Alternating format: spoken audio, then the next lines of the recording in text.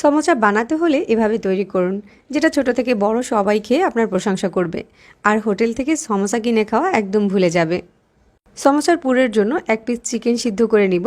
তো চিকেনের সাথে 1 চামচ তেল দিয়ে দিচ্ছি, লবণ দিয়ে দিচ্ছি পরিমাণ মতো, হাফ চামচ করে রসুন বাটা আর আদা বাটা দিয়ে দিচ্ছি, 1 চামচ সয়া সস, 1 চামচ মরিচের গুঁড়া আর 1 কাপ পানি দিয়ে চিকেনটাকে সিদ্ধ করে নিচ্ছি।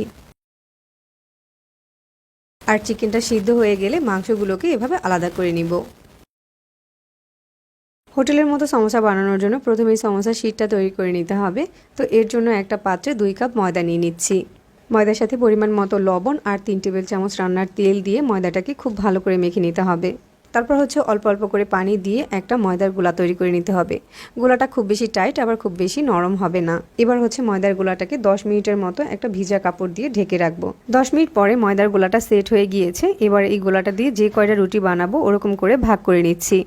এরপর একটা গোলা বোর্ডের উপরে নিয়ে উপরে কিছুটা ময়দা ছিটিয়ে এটা দিয়ে ছোট সাইজের একটা রুটি বেলে নিতে হবে। প্রথমে সবগুলো রুটিকে এভাবে ছোট করে বেলে নিতে হবে। সবগুলো রুটি বেলা হয়ে গেলে একটা রুটির উপরে তেল ব্রাশ করে দিচ্ছি আর উপরে কিছুটা ময়দা ছিটিয়ে দিচ্ছি। এর উপরে এখন আর একটা রুটি রেখে দিচ্ছি আর এটার উপরেও তেল ব্রাশ করে দিব আর ময়দা ছিটিয়ে দিব। এভাবে আমি 4টা রুটি একসাথে করে নিব। তারপরে এটার উপরে কিছুটা ময়দা ছিটিয়ে দিয়ে আলতো হাতে এই রুটিটাকে বেলে নিতে হবে। বেলে নেওয়ার পরে রুটিটা আমরা যেরকম বাসায় নর্মাল রুটি খাই ওরকম হবে। তো রুটিটা বেলা হয়ে গিয়েছে। এবার এটাকে একটা তাওয়ার উপরে সেঁকে নিচ্ছি।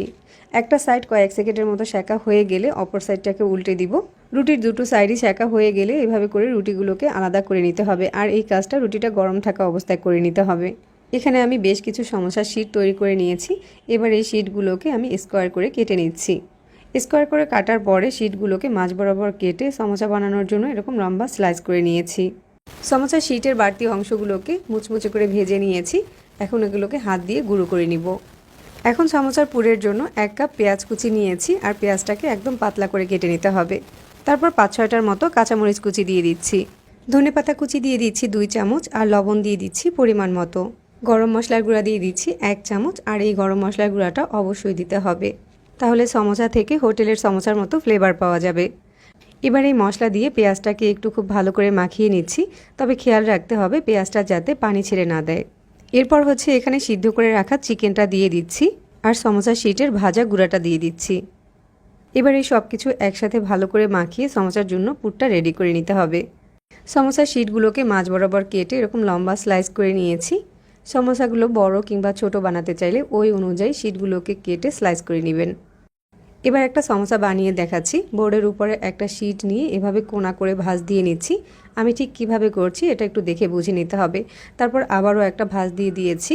ময়দা আর পানি একসাথে মিশিয়ে একটা গ্লু আগেই বানিয়ে রেখেছিলাম, ওই গ্লুটা দিয়ে এবার এই সাইডটাকে আটকে দিচ্ছি। এরপর এই কোণের ভিতরে সমোসার পুরটা দিয়ে দিচ্ছি আর পুরটাকে হাত দিয়ে একটু চেপে দিতে হবে। তারপর শিটের বাড়তি অংশটাকে ময়দার গ্লু দিয়ে আটকে দিতে হবে, তাহলেই একটা সমোসা তৈরি হয়ে যাবে। সমোসা তৈরি করা কিন্তু খুবই সহজ, 1-2 বার চেষ্টা করলে এরকম পারফেক্ট সমোসা তৈরি করা যাবে। তো এখানে আমি বেশ কিছু চিকেন সমোসা বানিয়ে নিয়েছি। এবার এই চিকেন সমোসাগুলোকে এই অবস্থাতে আপনি যে কোনো এয়ারটাইট জারে ভরে ডিপ ফ্রিজে প্রায় 3 মাসের মতো সংরক্ষণ করতে পারবেন।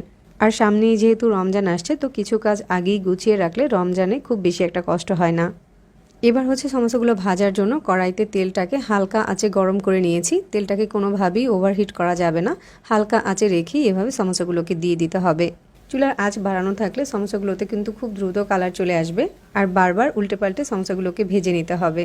একটু সময় নিয়ে সমোসাগুলো ভাজার পরে যখন সমোসাগুলোতে এরকম সুন্দর একটা কালার চলে আসবে তখন এগুলোকে তেল ঝরিয়ে উঠিয়ে নিতে হবে। এ পর্যন্ত আমি যতবার সমোসা বানিয়েছি সবচেয়ে কিন্তু এই সমোসাটা খেতে বেশি মজার হয়েছিল।